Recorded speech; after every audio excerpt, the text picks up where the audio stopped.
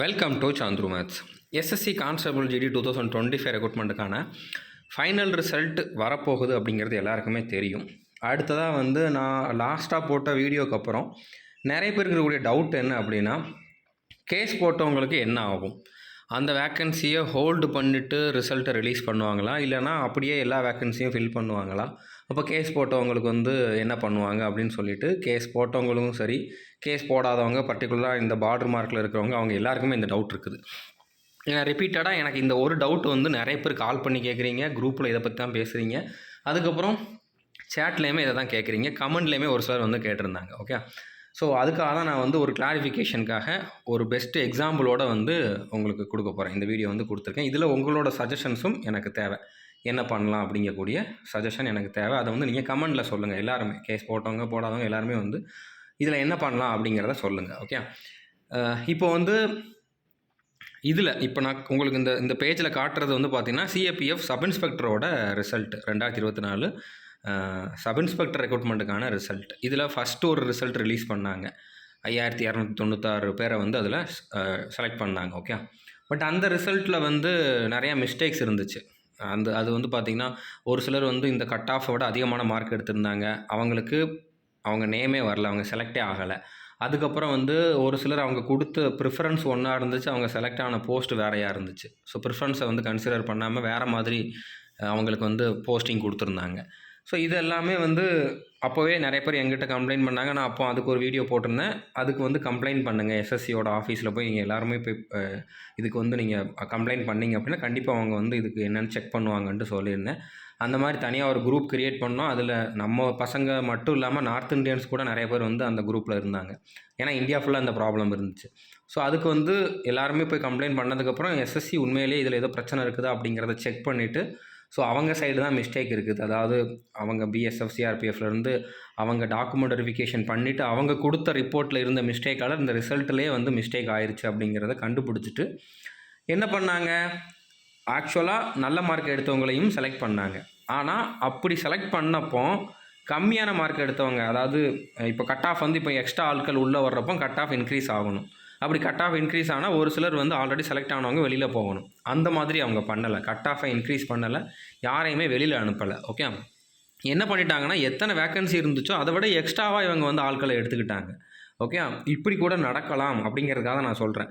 இப்போ இந்த இதில் தெளிவாக கொடுத்துருக்காங்க பாருங்கள். 76 பேரை புதுசாக ஆல்ரெடி கொடுத்த ரிசல்ட்லேருந்து இன்னொரு ரிசல்ட் ரிவைஸ்டு ரிசல்ட்டுன்னு சொல்லி ரிலீஸ் பண்ணாங்க. அதுதான் இந்த பேஜ். ஓகே, ஸோ அதில் 76 பேரை எக்ஸ்ட்ராவாக எடுத்திருக்காங்க. 12 பேரை அதில் வெளியில் அனுப்பிச்சிருக்காங்க. ஆனால் அதுக்கு காரணம் அவங்களோட மார்க்கு கிடையாது, அவங்களுக்கு அந்த பேசிக் எலிஜிபிலிட்டி கிடையாது. டிபார்ட்மெண்டல் கேண்டிடேட்ஸ் ஒரு சிலருக்கு அந்த ஏஜ் ரிலாக்ஸேஷன் அந்த மாதிரி பாயிண்ட்லாம் கிடையாதுன்னு அது வேறு ஒரு ரீசன். அதுக்காக ஒரு 12 பேர் வெளியில் அனுப்பிச்சாங்க. ஓகே, 76 பேர் உள்ளே வந்திருக்காங்க. ஸோ இதில் 64 பேரை புதுசாக எக்ஸ்ட்ராவாக எடுத்திருக்காங்க. ஆனால் 64 பேரை வெளியில் அனுப்பலை. ஓகே, ஸோ இந்த மாதிரியுமே நடக்கிறதுக்கு வாய்ப்பு இருக்குது. இப்போ நீங்கள் கீழே பார்த்தீங்கன்னா தெரியும். இதில் பார்த்தீங்கன்னா இப்போ ஃபீமேல் கேண்டிடேட்டுக்கு இது ஃபஸ்ட்டு இருக்கிறது வேக்கன்சி. ஓகே, இருக்கிற வேக்கன்சியே 394 தான். ஆனால் செலக்ட் பண்ணது 396 பேரை, 2 பேர் அதிகமாக செலக்ட் பண்ணியிருக்காங்க. ஓகே, அடுத்து மேலுக்கு தான் நிறைய பேர் செலக்ட் பண்ணியிருப்பாங்க. ஓகே, ஸோ மேலில் பாருங்கள், இருந்த வேக்கன்சி பார்த்தீங்கன்னா 4728. ஆனால் 4788 பேர், அதாவது 60 பேரை எக்ஸ்ட்ராவாக செலக்ட் பண்ணியிருக்காங்க. இருந்த வேக்கன்சியை விட அதிகமாக செலக்ட் பண்ணியிருக்காங்க. இப்படி கூட ஆகலாம். அதாவது இப்போ ரிசல்ட் ரிலீஸ் பண்ணுறப்போ எத்தனை வேக்கன்சி இருக்குதோ அத்தனை வேக்கன்சியுமே ஃபில் பண்ணுறதுக்கு இப்போ இருக்கக்கூடிய அவைலபிள் கேண்டிடேட்ஸை வச்சு, இப்போ மெடிக்கலில் ஃபிட்டாக இருக்கக்கூடிய அந்த அவைலபிள் கேண்டிடேட்ஸை வச்சு ரிசல்ட்டை அப்படியே ரிலீஸ் பண்ணிவிட்டு, அதுக்கப்புறம் இந்த கேஸ் போட்டவங்களுக்கெல்லாம் திரும்ப ரீகண்டக்ட் பண்ணிவிட்டு அதில் எத்தனை பேர் வர்றாங்களோ அவங்களுக்கு அவங்களோட மார்க்குக்கு ஏற்ற மாதிரி அந்தந்த ஃபோர்ஸில் எக்ஸ்ட்ரா வேக்கன்சியை இவங்க கொடுக்க முடியும். ஓகே, ஏன்னா வேக்கன்சி இவ்வளோ தானே, இதுக்கு மேலே எப்படி எக்ஸ்ட்ரா கொடுப்பாங்கன்னா நீங்கள் நினைக்க வேண்டாம். வேக்கன்சி ஒவ்வொரு மந்த்தும் அப்டேட் ஆகிட்டே இருக்கும். ஓகே, ஒவ்வொரு மந்த்தும் புதுசாக வேக்கன்சி க்ரியேட் ஆகிட்டே தான் இருக்கும். ஏன்னா நிறைய பேர் ரிட்டையர்ட் ஆவாங்க, ரிசைன் பண்ணுவாங்க, ஒரு சிலர் இறந்து போயிடுவாங்க. அந்த மாதிரி இருக்கிறனால வேக்கன்சி எப்போவுமே எல்லா டிபார்ட்மெண்ட்லேயுமே இருந்துக்கிட்டே தான் இருக்கும். கம்ப்ளீட்டாக ஃபில் ஆயிடுச்சு, இனிமேல் ஒரு ஆள் கூட உள்ளே வர முடியாது அப்படிங்கிற மாதிரி நீங்கள் எந்த டிபார்ட்மெண்ட்டையுமே எந்த ஒரு கவர்மெண்ட்லேயுமே எந்த டிபார்ட்மெண்ட்லேயுமே சொல்ல முடியாது. எப்போவுமே அங்கே ஒரு வேக்கன்சி க்ரியேட் ஆகிட்டே தான் இருக்கும். ஓகே, அப்படி கூட பண்ணலாம். இப்படி பண்ணிட்டாங்கன்னா அது ஒரு பெஸ்ட்டு டிசிஷனாக இருக்கும். யாருமே பாதிக்கப்பட மாட்டாங்க. கேஸ் போட்டவங்களுக்கு கொஞ்சம் டிலே ஆகும். டிலே ஆகுறனால அது பாதிக்கப்பட்டாங்க அப்படிங்கிற நம்ம சொல்ல முடியாது. கண்டிப்பாக அவங்களுக்கு வந்து ரீஃபிசிக்கல் பண்ணி தான் ஆகணும். அவங்களுக்கு ரீஃபிசிக்கல் கண்டக்ட் பண்ணிவிட்டு, மெடிக்கல் கண்டக்ட் பண்ணிவிட்டு, அதில் ஃபிட் ஆகிறவங்க, நல்ல மார்க் எடுத்தவங்க, அவங்களோட மார்க்குக்கு எந்த ஃபோர்ஸ் அவங்க கொடுத்த ப்ரிஃபரன்ஸுக்கு கிடைக்கணுமோ அந்த ஃபோர்ஸில் அவங்களுக்கு வந்து போஸ்டிங் கொடுப்பாங்க. ஓகே, இப்படி கொடுத்தாங்கன்னா அது ஒரு பெஸ்ட் டிசிஷனாக இருக்கும் எஸ்எஸ்சிலேருந்து பண்ணாங்க அப்படின்னா. ஓகே, ஸோ இதில் யாருமே பாதிக்கப்படவும் மாட்டோம். ஆனால் இப்படி தான் பண்ணுவாங்கன்ட்டு நம்மளால் வந்து ஷுவராக சொல்ல முடியாது. ஏன்னா இது அவங்க எடுக்கிற டிசிஷன், நம்ம எடுக்கிற டிசிஷன் கிடையாது. ஸோ இப்படி நடந்துச்சுன்னா ஓகே. பட் இப்படி நடக்கலைன்னா வேறு என்ன பண்ணலாம் அப்படின்னா, வேக்கன்சியை ஹோல்டு பண்ணுறது. நான் இது வரைக்கும் ஹோல்டு பண்ணலை. ஓகே, இது வரைக்கும் ஹோல்டு பண்ண மாதிரி எதுவுமே கிடையாது. கோர்ட் ஆர்டர்லேயுமே வந்து நீங்கள் ஹோல்டு பண்ணி வைக்கணும் அப்படிங்கிற மாதிரிலாம் இல்லை. ஓகே, ஆனால் இந்த இதில் இப்போ வந்து பார்த்தீங்கன்னா கேஸ் போட்டு ஃபைனலாக அவங்களுக்கு சாதகமாக தீர்ப்பு வந்தவங்க ஒரு 180 பேர்கிட்ட தான் இருப்பாங்க.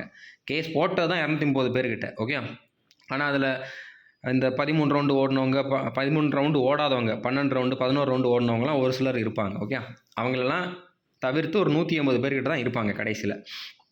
இந்த 180 பேருமே வந்து அந்த 180 வேக்கன்சி ஒரு வேளை ஹோல்டு பண்ணிவிட்டு ரிசல்ட்டை ரிலீஸ் பண்ணாங்கன்னா 180 பேரும் ஃபைனல் ரிசல்ட் வரைக்கும் வரப்போகிறது கிடையாது. ஷுவராக வர முடியாது.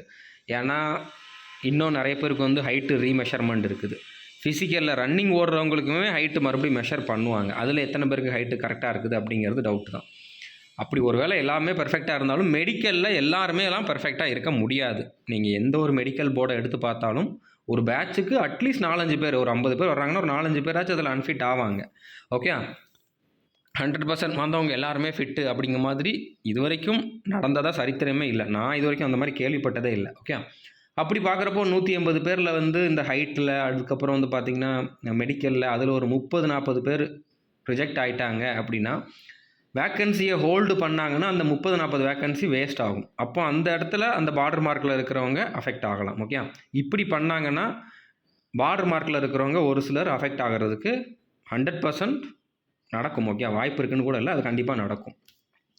ஸோ இதில் இந்த மாதிரி ஒன்று நடக்கிறதுக்கு வாய்ப்பு இருக்குது. ஓகே, கண்டிப்பாக இந்த மாதிரி இப்படி பண்ணாங்கன்னா இப்படி நடக்கும். ஓகே, அதனால் சொல்கிறேன்.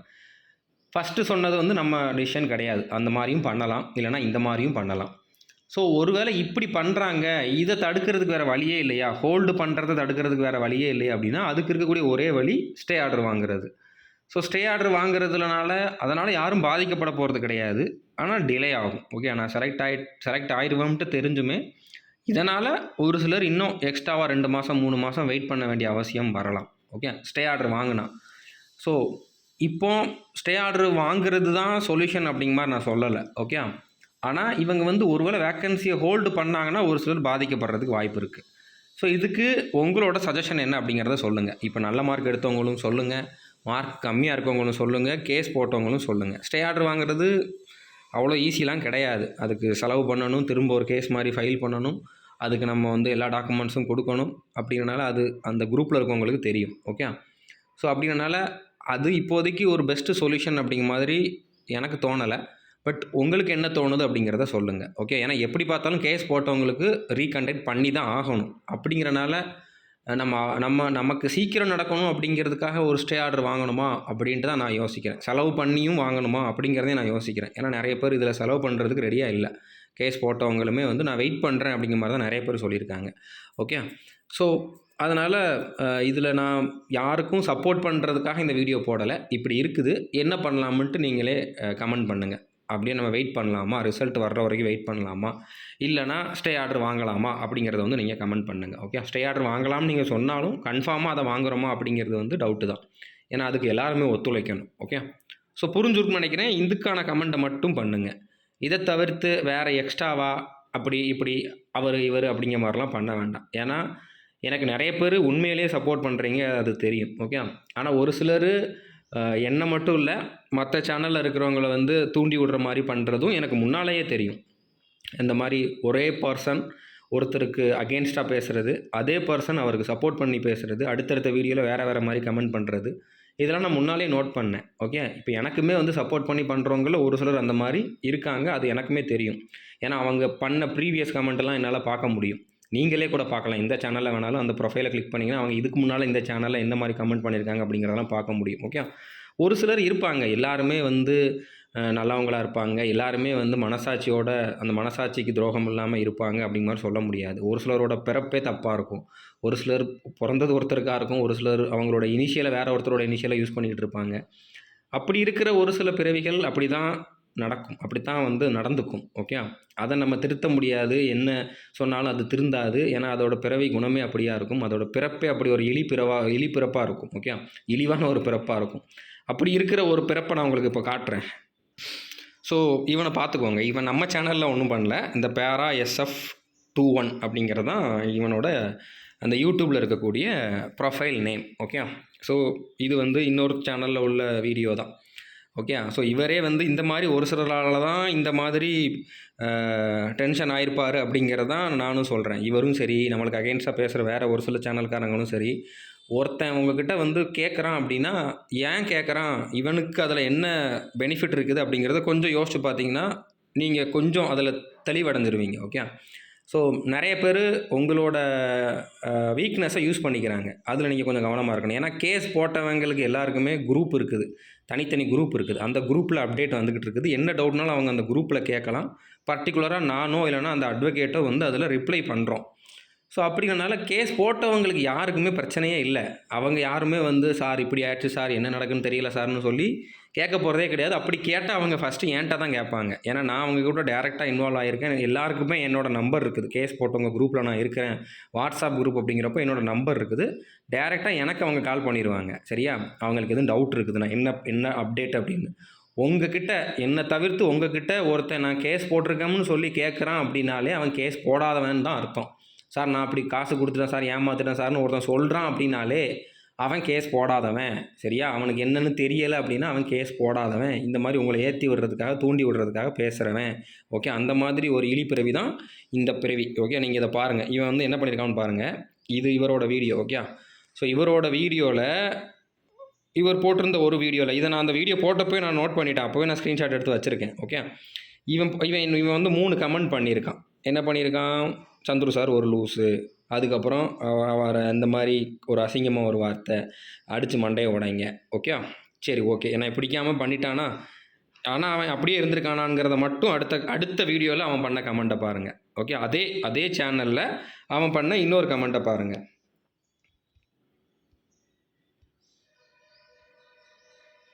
இங்கே பாருங்கள். சந்துரு அண்ணா மாஸ், நீ வேஸ்ட். அதே ப்ரொஃபைல். ஓகே. அதே ஆள், அதே சேனல், ஆனால் இன்னொரு வீடியோவில் சந்துரு அண்ணா மாஸா, நீ வேஸ்ட்டா.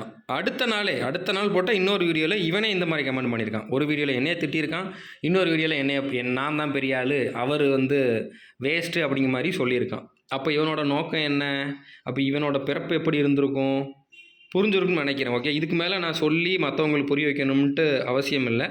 யார் என்ன பண்ணாலும் கொஞ்சம் பொறுமையாக யோசிச்சு பாருங்கள். ஓகே. ஸோ இந்த மாதிரி ஒரு சிலர் இருக்காங்க. ஸோ கொஞ்சம் கவனமாக இருந்துக்கோங்க. மற்றவங்க வந்து கொஞ்சம் கவனமாக இருந்துக்கோங்க. இன்னும் ஒரு சிலரோட கமெண்ட்ஸ் இருக்குது. நான் வந்து அந்த அளவுக்கு இதை வந்து ரொம்ப அனலைஸ் பண்ணி பண்ணுற அளவுக்கு என்கிட்ட டைம் இல்லை. நான் என்னோடய ஒர்க்கை பார்த்துக்கிட்டு இருக்கேன். தற்செயலாக இதை நான் நோட் பண்ணது. ஓகே. ஏன்னா ஒருத்தன் கமெண்ட் பண்ணுறான்னா அவனோட ப்ரொஃபைலை கிளிக் பண்ணோம்னா அவனோட ப்ரீவியஸ் கமெண்ட் நம்மளால் பார்க்க முடியும். நம்ம வேறு சேனலில் கூட பார்க்க முடியும். இப்போ நம்ம சேனல்லே கமெண்ட் பண்ணுறவங்களோட ப்ரொஃபைலை கிளிக் பண்ணிங்கன்னா அதே சேனலில் அவன் இதுக்கு முன்னால் என்ன கமெண்ட் பண்ணியிருக்கான் அப்படிங்கிறத பார்க்க முடியும். இது ஒரு பேசிக் நாலேஜ் தான். தற்செயலாக நான் இது வந்து முன்னாலே நோட் பண்ணேன். நான் அப்போவே தெரிஞ்சுக்கிட்டேன் ஒரு சிலர் இந்த மாதிரி ஒரு எச்ச வேலையை பார்த்துக்கிட்டு இருக்கானுங்க அப்படின்ட்டு. பட் இது இப்போ மற்றவங்களும் நம்மளை பற்றி பேசுகிறதுக்கு இந்த மாதிரி ஒரு சில ஈனப்பிறவிகள் தான் காரணம். ஓகே. அதனால் புரிஞ்சுக்கோங்க. மற்ற சேனலில் இருக்கவங்களும் புரிஞ்சுக்கோங்க. நானுமே வந்து டைரெக்டாக யாரையுமே பேசலை. நீங்கள் சொன்னதுக்கு தான் நான் பதில் சொல்லியிருந்தேன். ஓகே. எனக்கு ஏகப்பட்ட ஒர்க் இருக்குது. எனக்கு நிறையா ரெஸ்பான்சிபிலிட்டி இருக்குது. நான் வந்து யூடியூப்பில் ஒரு வீடியோ போடுறது மட்டும் என்னோடய ஒர்க்கு கிடையாது. அதுக்கு தாண்டி நான் கோர்ஸில் நிறையா கொடுக்க வேண்டியிருக்குது. நிறையா டீச் பண்ண வேண்டியிருக்குது. நிறைய பேருக்கு வந்து ரிப்ளை பண்ண வேண்டியிருக்குது. அதை தாண்டி எனக்கு நிறையா பர்சனல் ஒர்க் இருக்குது. ஸோ அப்படிங்கிறப்போ என்ன ஃப்ரீயாக ஒர்க் பண்ண விடுங்க அப்படிங்கிறத நான் கேட்குறேன். நான் ஃப்ரீயாக தான் இருக்கிறேன். இது வரைக்கும் நான் வந்து பெருசாலாம் இதில் இன்வால்வ் ஆகலை. கேட்ட கேள்விக்கு நான் பாட்டுக்கு போகிற போக்கில் பதில் சொல்லியிருக்கேன். அவ்வளோதான். ஓகே. பட் ஒரு கொஷின் கேட்குறீங்கன்னா அதை நீங்களாக உங்களோட மைண்டில் தோணுச்சுன்னா கேளுங்க. எவனாச்சும் தூண்டி விடுறான் அப்படின்னா அவன் வந்து எதுக்காக நம்மக்கிட்ட கேட்குறான், எதுக்காக நம்மகிட்ட பேசுகிறான் அப்படிங்கிறதையும் நோட் பண்ணிக்குவாங்க. ஏன்னா ஒரு சிலர் என்கிட்ட கால் பண்ணி பேசுகிறப்பவே எனக்கு அந்த டவுட் வந்துச்சு. பட் அதுக்காக யார் வந்து நம்மக்கிட்ட உண்மையா பேசுகிறாங்க, யார் வந்து நம்மக்கிட்ட வந்து பொய்யா பேசுகிறாங்க அப்படின்னு சொல்லி அனலைஸ் பண்ணக்கூடாது. ஸோ உண்மையா பேசுகிறவங்கள கூட நம்ம வந்து சந்தேகப்பட்டுறக்கூடாது. அந்த அந்த பாயிண்ட் ஆஃப் வியூல நான் கண்டுக்கல. ஓகே. சரி ஓகே இருக்கட்டும் அப்படிங்கிற மாதிரி மேலோட்டமா பதில் சொல்லிட்டு முடிச்சுட்டேன். ஸோ பட் அப்படி இருக்காங்க. உண்மையிலேயே அப்படி இருக்காங்க. இது மாதிரி நான் நெறைய எக்ஸாம்பிள் சொல்ல முடியும். ரீசென்ட்டா வந்து இந்த பிஎஸ்எஃப்போட நோட்டிஃபிகேஷன் வந்துச்சு. Tradesman notification. என்எஸ்கியூஎஃப் சர்டிஃபிகேட் வந்து அதுக்கு வாங்கணும். நீங்க இந்த மாதிரி ராஜஸ்தான்ல ஒரு சென்டர்ல வாங்குங்கன்னு சொல்லி நெறைய சேனல் சொல்லியிருந்தாங்க. நானும் சொல்லியிருந்தேன். ஓகே. ஸோ அதுக்கு ஒரு பையன் என்ன பண்ணியிருந்தான் அப்படின்னா, அவன்ட்ட அந்த சர்டிஃபிகேட் இருக்குது. அவன் நெனச்சிருக்கான் நம்மகிட்ட தான் சர்டிஃபிகேட் இருக்குது. தமிழ்நாட்டுல வேக்கன்சி அதிகமா இருக்குது. நம்ம செலக்ட் ஆயிருவோம் அப்படின்னு நெனச்சுக்கிட்டு இருந்திருக்கான். இப்படி நம்ம வந்து இந்த சர்டிஃபிகேட் வாங்குறதுக்கு மத்தவங்களுக்கு ஹெல்ப் பண்றோம் அப்படின்னால, இதே இதில தான் சார் நான் போன வருஷம் வாங்குனேன். இவங்க கிட்ட தான் சர்டிஃபிகேட் வாங்குனேன். ட்ரெய்னிங் போனப்போ என்னைய வந்து வெளியில அனுப்பிச்சுட்டாங்க. எனக்கு அகைன்ஸ்ட்டா கேஸ் போட்டாங்க. போலீஸ் ஸ்டேஷன்ல எனக்கு அகைன்ஸ்ட்டா கேஸ் நடக்குது. இந்த இன்ஸ்டிடியூட்காரங்க அந்தந்த சர்டிஃபிகேட் குடுக்குற இன்ஸ்டிடியூட்காரங்க ஒரு ஃப்ராடு. அவங்கள நம்பி நெறைய பேரோட லைஃப் வந்து வேஸ்ட் ஆயிருச்சு. அப்படி இப்படின்னு சொல்லி ஒருத்தன் ஸ்ப்ரெட் பண்ணிக்கிட்டு இருந்தான். அந்த எக்ஸாமுக்கு அப்ளை பண்ணவங்களுக்கு தெரியும். அந்த குரூப்ல ஒருத்தன் பேசுனான் அப்படிங்கிறதும் தெரியும். ஸோ அவன் நம்பர எடுத்துட்டு அவன புடிச்சேன். ஓகே. ஸோ புடிச்சு அவன விசாரிக்கிறப்ப, "நீ இந்த ப்ரூஃப் எல்லாம் குடு. உன் மேல கேஸ் இருக்குன்னு சொன்னல்ல, அந்த ப்ரூஃப குடு. நீ போன வருஷம் செலக்ட் ஆனேன்னு சொன்னல்ல, அந்த அப்பாயின்ட்மென்ட் ஆர்டரோட காப்பிய குடுன்னு" கேட்டப்போ மாட்டிக்கிட்டான். "இல்ல சார், நான் வந்து மார்க் கம்மியா நான் சரியா படிக்கிற பர்சன் கிடையாது. நெறைய எக்ஸாம் ட்ரை பண்ணியிருக்கேன். என்னால அதிகமா மார்க் எடுக்க முடியாது. இதுல என்கிட்ட இந்த சர்டிஃபிகேட் இருக்குது. நெறைய பேர்ட்ட இருக்காது. அப்படிங்கிறனால நான் செலக்ஷன் ஆயிருவேன்." அப்படிங்கிற நம்பிக்கையில இருந்தேன். பட் நீங்க நெறைய பேருக்கு ஹெல்ப் பண்ண போய் மத்தவங்கலாம் உள்ள வர்றாங்க. ஸோ அப்போ காம்படிஷன் அதிகமாகும். அப்படிங்கிறனால தான் நான் இந்த மாதிரி ஒரு இத பரப்பி விட்டேன் அப்படிங்கிற மாதிரி. அப்படிலாம் நெறைய பேர நான் பார்த்துருக்கேன். சரியா? அதனால இந்த மாரி இதுக்கெல்லாம் வந்து நான் வந்து உடனே ரியாக்ட் பண்ணிருவேன் அப்படிங்கிற மாரி நெனைக்காதீங்க. ஆனா நீங்க மத்தவங்கள தூண்டி விட்டு, அது மூலமா தான் நான் வந்து ரியாக்ட் பண்ண வேண்டியிருக்குது. வேற ஒருத்தன் பேசுறனால. ஓகே. பர்சனலா எனக்கு நீங்க என்ன பண்ணாலும், அது என்ன எந்த விதத்திலும் பாதிக்காது. ஓகே. ஸோ நீங்க வந்து அங்க இங்கன்னு சொல்லி கதறிக்கிட்டு இருக்கிறத விட, இந்த மாரி யாரையாச்சும் எப்படி ஏத்தி விடலாம்னு சொல்லிட்டு உங்களோட மைண்ட யூஸ் பண்றத விட, எப்படி நம்ம படிச்சு பாஸ் பண்ணலாம்? எப்படி முன்னேறலாம்ன்ட்டு யோசிங்க. நான் முன்னாலயே சொன்ன மாரி இந்த பிறவிகளுக்கு நம்ம என்ன சொன்னாலும் மண்டையில ஏறாது. பட் இருந்தாலும் மத்தவங்க ஒரு சிலர் கமெண்ட் பண்றான் அப்படின்ட்டு அவனுக்கு போய் ரிப்ளை பண்ணிட்டு உங்களோட எனர்ஜிய வேஸ்ட் பண்ணிக்காதீங்க. உங்களோட பிரிப்பரேஷன்ல ஃபோக்கஸ் பண்ணுங்க. நானும் என்னோட ஒர்க்ல ஃபோக்கஸ் பண்றேன். நெறைய பேர் எனக்கு அததான் இப்ப அட்வைஸ் பண்ணியிருந்தாங்க. நம்ம மேல உண்மையிலேயே அக்கறை வச்சிருக்கிறவங்க, ஒரு சில இன்ஸ்டிடியூட்ல இருக்கிறவங்கலாம் வந்து கால் பண்ணி பேசுனாங்க. ஸோ அதனால நம்மளோட ஒர்க்க பார்ப்போம். Thank you.